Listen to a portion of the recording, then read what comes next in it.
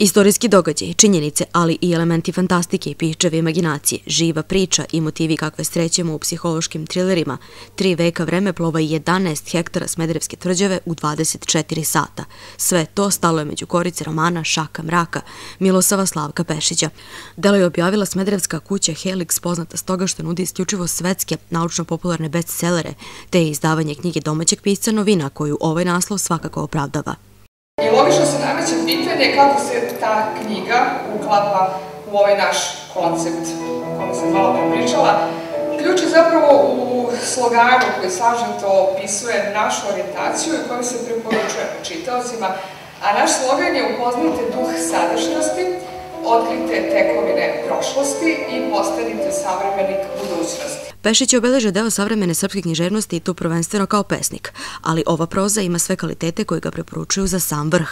To smatra Predrag Dragić Kijuk, kritičar koji je pisao o Pešićevoj prvoj knjizi, ali 4 decenije nakon toga njih dvojica nisu bili u kontaktu, da bi, nakon što je završio rukopis, autor želeo baš Dragićevo mišljenje, svestan da će jedan od osnivača Fonda istine Svetskog sabora Srba, urednik književnih novina i pokretač hrišćanske misli, biti objektivan u sudu. Mogao sam da zamolim izdavača da angažemo nekoga od ovih koji idu kao po vašajima i hvale pisce.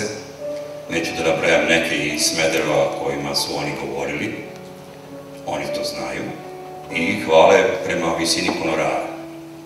Ne znam šta će Predrag Dragić Kijuk da govori večeras, ali treba da znate, čovjek je došao bez honorara, kritičar koji zna šta je šta, koji ume da boji prosu od pepela, i za kojeg je bilo izređenje da ja pišem prozu. Rekao sam da je iskušenje baviti s ovom knjigom. Na tom iskušenju će se naći 2 grupe ljudi. Ovo je knjiga koja je prepuna secikesa, uhoda, prevaranata, prodavaca magli i oni koji se bave biografijom srpskog naroda, a čitaju i pomno knjige srpskih pisaca, vjerovatno se pitaju ima li nešto od toga što u ovoj knjizi liči na vreme u kome živi. I da bome, ja pomažem onima koji se bave našom biografijom i odmah im kažem da ova knjiga sasvim dobro, sasvim uspešno korespondira sa vremenom u kome mi živimo. Drugi koji će imati problema sa ovom knjigom su književni kritičari.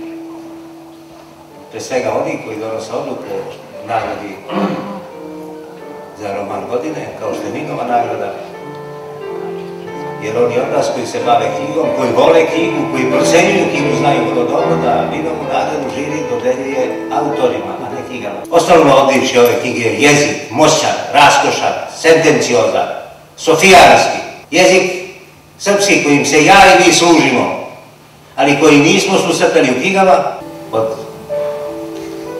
Drugog svjetskog rata. Za Dragića, Pešić je erudita i to je primetno na svakoj stranici Šake mraka, knjige za koju je potreban ključ. Nema sumnje da će poštovaoci dobre knjige rado pokušati da odgonetnu taj kod.